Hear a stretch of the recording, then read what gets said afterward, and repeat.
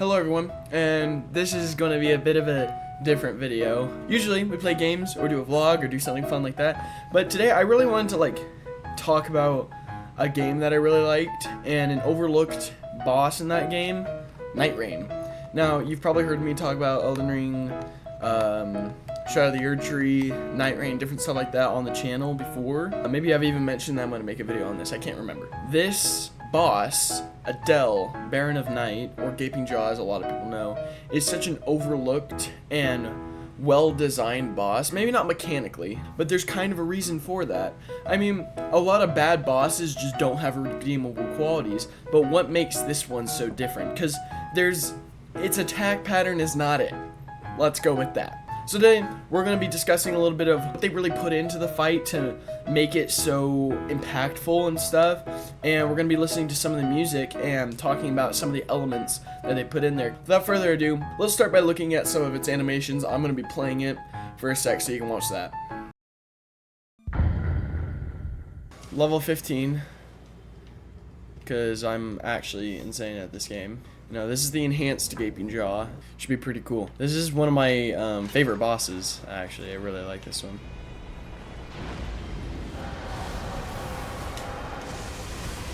Ooh, never mind. Worst boss in the game.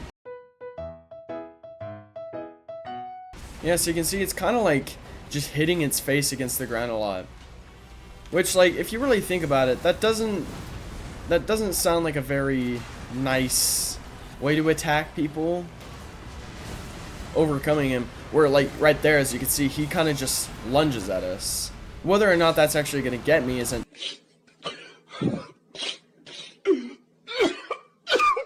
No.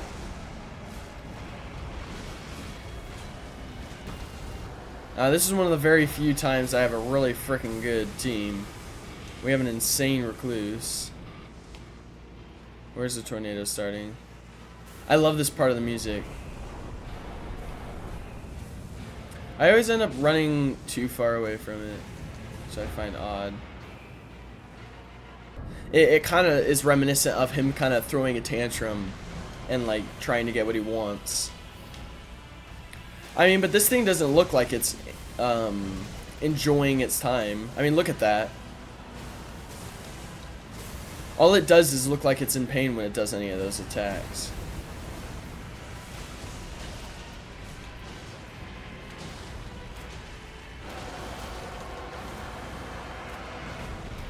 You could even like say that more or less it's screaming in agony.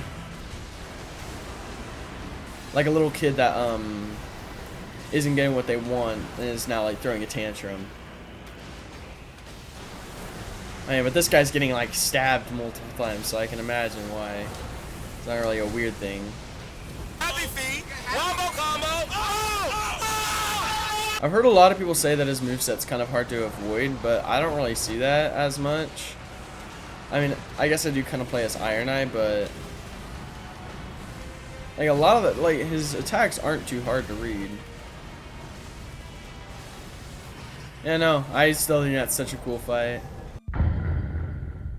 Its soundtrack honestly might be my favorite one that they've ever made. Let's have a listen for a sec. I'm only going to be like really stopping it on important parts and talking about those. So let's see.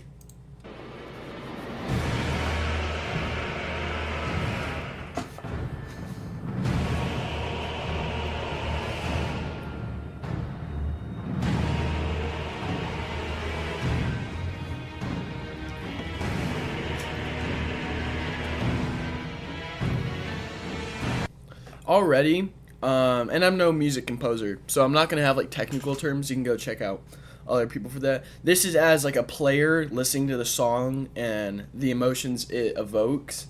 We start this song with a lot of like very big gusts of singers in the background, which I feel like is reminiscent of his roars in a dragon, and you can tend to see that in a lot of their soundtracks. It's also emphasizing his animalistic nature, that a lot of creatures in this world have a lot of sentience, but this is just a creature that's hungry and suffering and running around aimlessly trying to satiate what he has left of his hunger. And that's just that.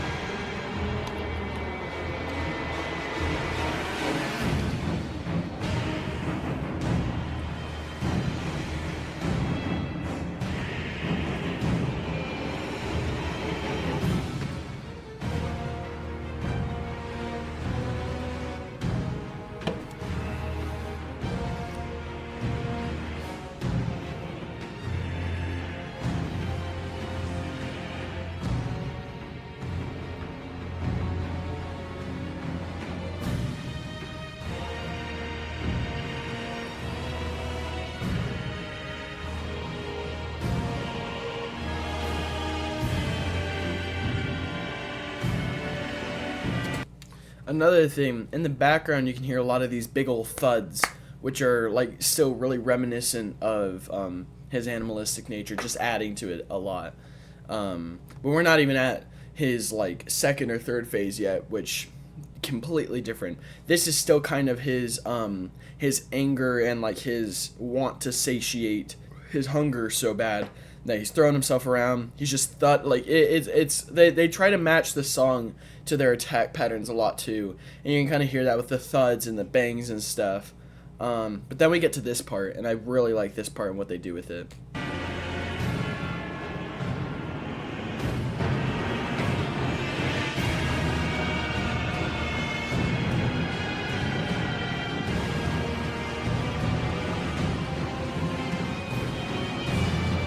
I mean, not this part, but like the part right here.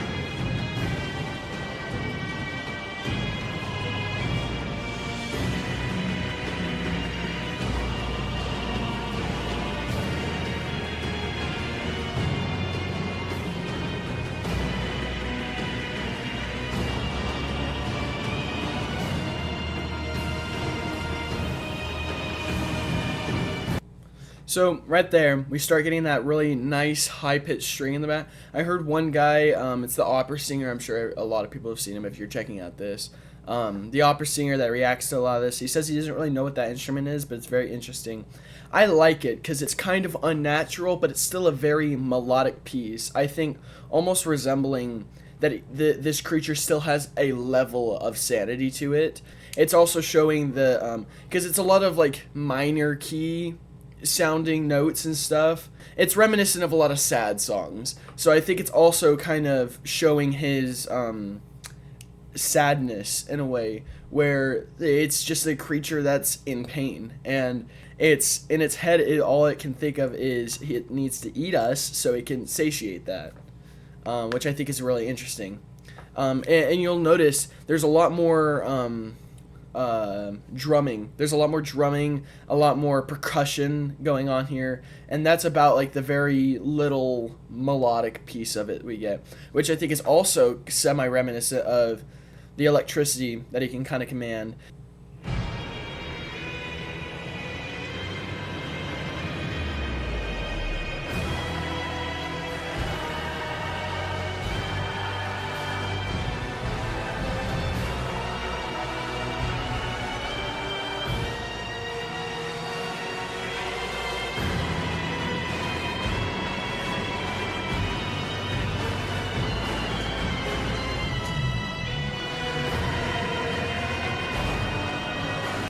So, right there, we have his second phase come out. As we saw in the animation a bit before, he's kind of throwing a tantrum. He's getting upset because he's having to suffer and endure more and more, and he's not getting the satiation that he's probably used to because of how powerful he is. Finally, people can stand up to him. So it's almost interesting because the way he acts and the way this soundtrack is kind of describing him is not like a lot of creatures you see where it's they're just super powerful, or they've endured a lot and now they're like letting it all out, or what a lot of people imagine a lot of bosses to be. Like Radon was, yes, a mercy kill, but it was more of a mercy kill in honor, and he wanted it. This creature doesn't really understand or comprehend that he wants it.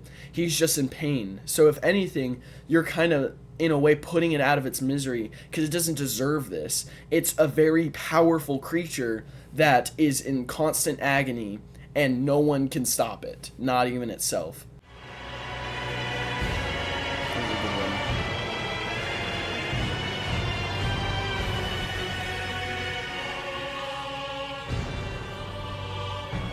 This is another good part I'd like to emphasize.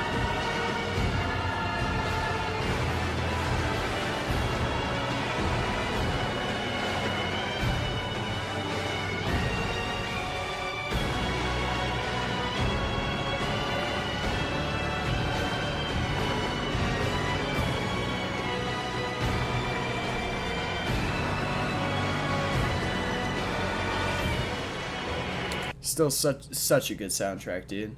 Honestly, like when I heard Miyazaki wasn't working on this, I was a little like, oh yeah, I don't know what all we can expect quality wise, but that like his whole team, everyone that works on these games is so talented. Let's skip to Phase 3. Phase 3 doesn't have as much as I was previously thinking about, but it still emphasizes the same kind of stuff in Phase 2, just to a much more extreme degree, even in his phase transition, specifically in that part.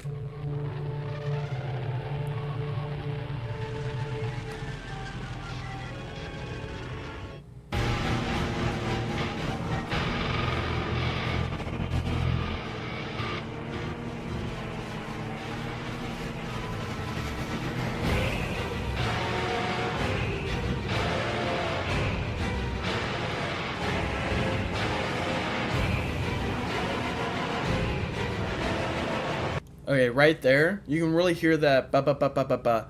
It's a very interesting way that they compose this right here, because I don't know if anyone's seen the scoring for the Dark Knight movies, but in that they talk about for Joker they wanted to make a song or a score that really emphasized like something really like scary. Like it was just you'd see him and hear it and you'd be like, ugh. It's just that sound that you don't want to hear. And I think they kind of use that maybe as a little bit of inspiration or something, because this like jumps out to me as kind of that, where it's like revving a chainsaw. The way that they incorporate the electric guitar and the violins and a chainsaw sounding sound really encapsulate all the previous points I've been making, where this creature really deserves to be put out of its misery, but it doesn't have the comprehension to realize that's what it wants. So the whole time it's really just trying to satiate its hunger. Yeah, I really like how they start playing the electric guitar as if it's like a chainsaw, and the violin like it's a chainsaw. And it's a very unique choice I've never really heard in a From Software soundtrack before. And I freaking love what they're doing with a lot of these. This part.